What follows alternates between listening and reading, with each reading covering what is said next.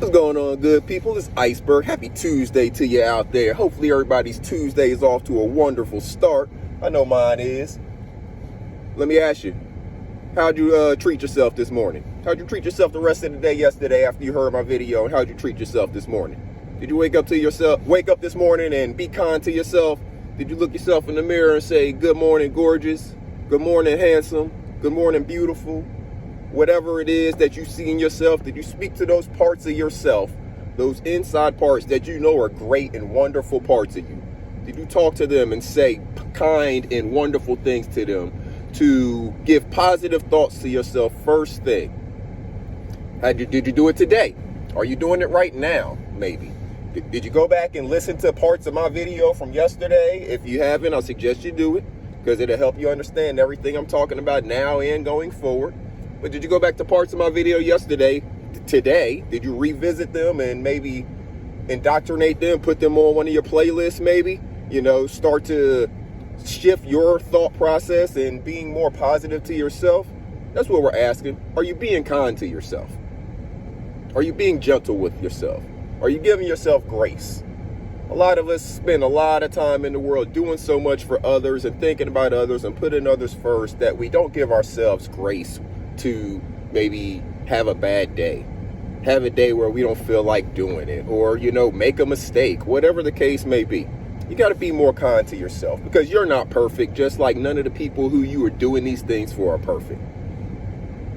So make sure that you are taking some time, first thing preferably, when you wake up, when you're in the mirror, you know, you're brushing your teeth, you're doing whatever you got to do, all that different stuff, before you even touch any of that.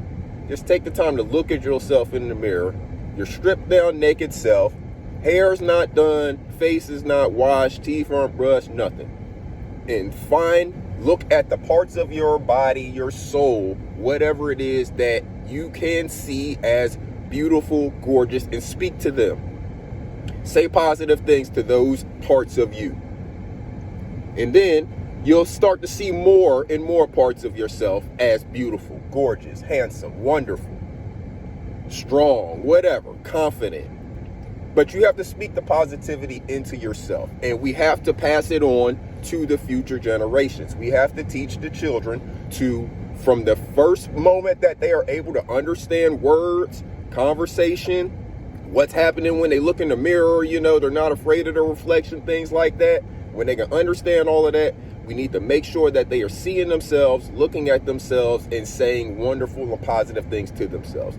That is my belief of one way that we can start to change the mental health epidemic that is around the world, but I'm specifically focused on here in America because those are the people that I know. So what are we going to do about it? We spend so much time talking about these shootings in California. In the last 3 days, they've had 2 mass shootings. We got like 20 people in the course of these 2 shootings that are now gone because of probably the mental health impairments of a person that were not addressed. And they probably haven't been addressed for a long time because these people who are committing the crimes are in their 60s and 70s. So these are people who are walking around the world with mental health impairments going on. They're not being addressed by anybody. They've probably had them since childhood, never addressed. Why? Because we don't address the issues. We talk about other things. Everybody in these shootings wants to talk about the guns. None of these guns go off on their own. None of these guns triggers get pulled by themselves. There's a person behind it. Let's talk about the person. The person is the actual source of the issue here. What's going on with that person? What's happening in that person's mental health that they feel the need to go and harm other people? That is the source issue. We're never getting rid of all of the guns. The guns are not even the problem. They're just a tool.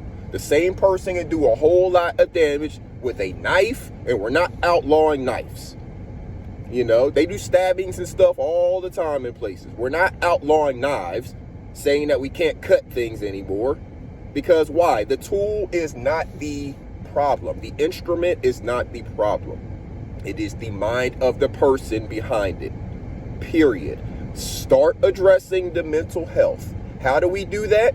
Well, again, we can start by addressing our own. Your own mental health is something that you have to take care of. If you're not doing the work to take care of it, then who's going to? So we have to teach people, give people the tools to know how to properly address their own mental health. And it starts with being kind to yourself, giving yourself grace, not being so concerned with the things that other people are saying.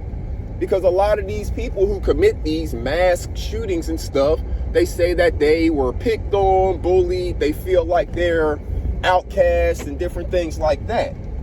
And these people are too concerned with what other people think about them. Why? Because they don't have the mental capacity and don't have the tools in their toolbox to properly deal with their own mental health impairments. Why? Because it's never taught. We don't teach it in school, we don't teach it at home, and we stigmatized it for pretty much the majority of my lifetime and all of the time before. So what are we doing as a whole? The politicians, the celebrities, the athletes, and all of us that are walking, because it's not their job to make the difference. It's all of our jobs to actually take control and learn how to make our own mental health better. It starts with being kind to yourself, giving yourself grace, saying positive things to yourself, building a positive self-image. When you have a positive self-image, you build your self-esteem. When you build your self-esteem, you are less worried about what other people are saying and thinking about you. Why? Because you know you're good. You know you're handling your business. You know you're doing what you need to do to be a contributing part of this society. But instead, we teach, read these books that talk about nothing. Spend so much time learning math that you're never going to use. Learn history of a whole bunch of other countries except for the one that you live in.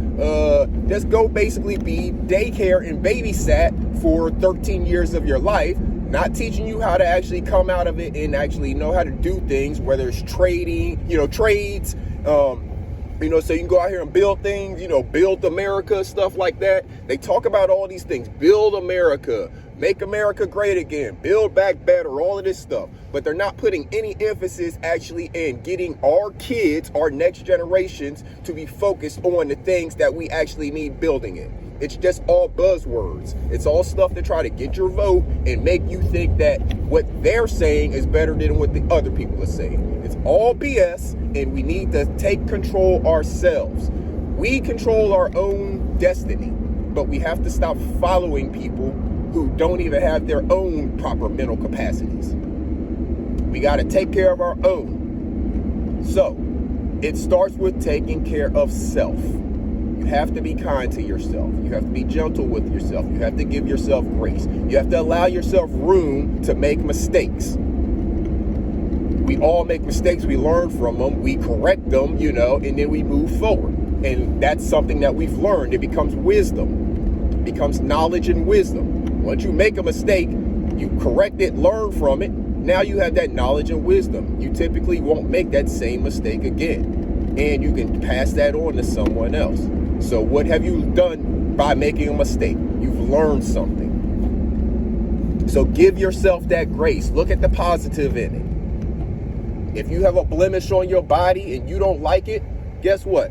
There's other people with similar blemishes on their body. But some of them look at that blemish and let it hold them back and let it tear them down.